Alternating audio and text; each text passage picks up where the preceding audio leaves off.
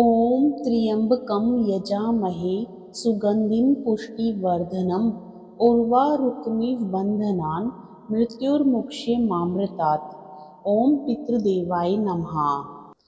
अश्विन माह के कृष्ण पक्ष की अमावस्या हिंदू धर्म में विशेष महत्व रखती है। यह दिन विशेष रूप से पितृ तर्पण, श्राद्ध और पितरों के निमित्त किए जाने वाले अनुष्ठानों के लिए बहुत ही शुभ माना जाता है। इस दिन श्राद्ध और तर्पण करने से पितरों का आशीर्वाद मिलता है। पुराणों में कहा गया है कि अश्विन अमावस्या के दिन किया गया तर्पण पितरों को मुक्त करता है और उनकी आत्मा को शांति प्रदान करता है। इस तिथि को समस्त पितरों का विसर्जन होता है। जिन पितरों की पुण्य तिथि अपने परिजनों को ज्ञात नहीं होती है या किसी कारणवश जिनका श्राद्ध तर्पण पृथ्वी पक्ष के 15 दिनों में नहीं हो पाता है, वह उनका श्राद्ध तर्पण दान इसी अमावस्या में करते हैं। तर्पण करने से समस्त ब्रह्मांड का भी कल्याण होता है। आज की इस वीडियो में हम सुनेंगे पितृ अमावस्या की पौराणिक कथा और साथ ही सुनेंगे अमावस्या माता की कथा। तो वीडियो को शुरू से अंत तक पूरा श्रवण करें। ऐसा करने से पितरों की कृपा और उनका आशीर्वाद प्राप्त होता है। पुराने समय की बात है कि उस समय में अग्निश्वाद और बहिष्पद नाम के पितृदेव थे। उनकी एक मानस कन्या थी जिसका नाम अक्षोदा था। अक्षोदा ने अश्विन मास की अमावस्या पर पितरों को प्रसन्न करने के लिए तप किया था। तपस्या से प्रसन्न होकर सभी पितृदेवता अक्षोदा के सामने प्रकट हुए। उस समय अक्षोदा का पूरा ध्यान एक तेजस्वी पितृ अमावसु की ओर था और वह उन्हें अपलक निहारती रही। उसने अमावसु से कहा, वरदान में आप मुझे स्वीकारें, मैं आपका संग चाहती हूँ। अक्षोदा की यह बात सुनकर सभी पितृदेवता क्रोधित हो गए। उन्होंने उसे श्राप दिया कि वह पितृलोक से पृथ्वी लोक जाएगी।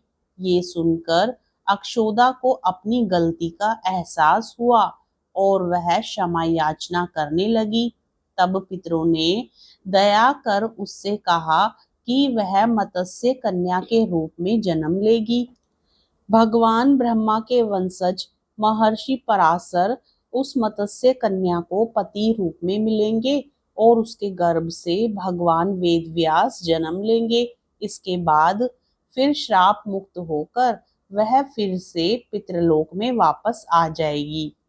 सभी पितरों ने अमावसु की प्रशंसा की और वरदान दिया कि आपने सौंदर्य और स्त्री के आगे अपने मन को भटकने नहीं दिया और अपने संयम और नियम पर आप टिके रहे। इसलिए आज से ये तिथि आपके नाम से अमावसु के रूप में जानी जाएगी। मान्यता है कि तभी से ये दिन पितृमोक्ष अमावस्या के रूप में प्रसिद्ध हुआ है। अब सुनिए अमावस्या माता की कथा। एक नगर में गरीब ब्राह्मण परिवार रहता था।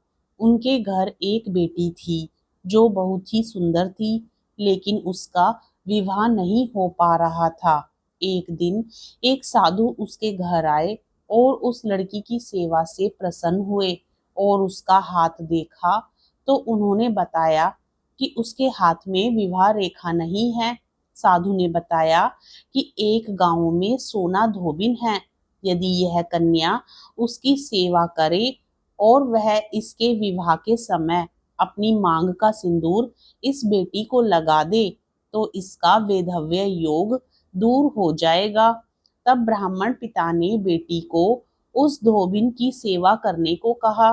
पिता के कहे अनुसार वह लड़की रोज सुबह सोना धोबन के घर जाती और उसके घर की साफ सफाई के साथ पूरे काम करके वापस घर आ जाती थी। सोना धोबिन ने अपनी बहू से कहा कि आजकल तुम बहुत जल्दी घर का काम कर लेती हो, पता ही नहीं चलता।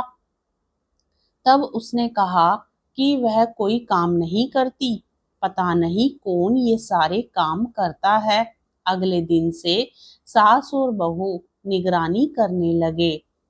काफी दिनों बाद सोना धोबिन ने उस कन्या को पकड़ लिया और उससे पूछा कि तुम इतने दिनों से मेरे यहाँ यह सब काम क्यों करती हो। तब उसने सोना धोबिन को सारी बात बताई। सोना धोबिन तैयार हो गई। उसने जैसे ही उस कन्या की मांग में अपना सिंदूर लगाया, वैसे ही उसका पति मृत्यु को प्राप्त हो गया। वह काफी दिनों से बीमार था।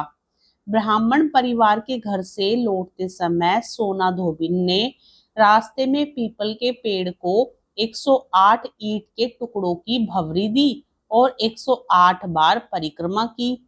उसके बाद पानी पिया। उस दिन वह सुबह से निराहार और बिना जल पिए थी। पीपल की परिक्रमा करते ही उसका पति जीवित हो गया। उस दिन अमावस्या थी। धार्मिक मान्यताओं के अनुसार जो महिला सोमवती अमावस्या से भवरी देने की परंपरा शुरू करती है और हर अमावस्या को भवरी देती है, उसके सुख और सौभाग्य में वृद्धि होती है। अश्विन कृष्ण पक्ष अमावस्या को पितरों के प्रति कृतज्ञता व्यक्त करने और उनके लिए श्राद्ध करने और आध्यात्मिक उन्नति के मार्ग पर चलने का अवसर मिलता है। इस दिन लोग अपने पूर्वजों के निमित्त जल, तिल, पुष्प और पवित्र अनुष्ठानों के माध्यम से पिंडदान और तर्पण करते हैं। इस दिन ब्राह्मणों को भोजन कराना और दान देना अत्यधिक फलदायी माना जाता है। कहा जाता है कि इस दिन गरीबों को भोजन कराना और वस्त्र दान करना पितरों की आत्मा को संतोष प्रदान करता है। कुछ लोग इस दिन उपवास रखते हैं और भगवान विष्णु या शिव जी की आराधना भी करते हैं। प्रेम से बोलिए अमावस्या माता की जय। अमावस्या माता की कृपा से और साथ ही पितरों की कृपा से आपके जीवन में सुख, शांति, सौभाग्य और खुशहाली आए। इसी मनोकामना के साथ आज का यह वीडियो समाप्त करते हैं। हम आशा करते हैं कि आपको यह कथा पसंद आई होगी। कथा पसंद आए तो वीडियो को लाइक जरूर करें। यदि आप चैनल पर नए हों तो चैनल को सब्सक्राइब भी जरूर करें।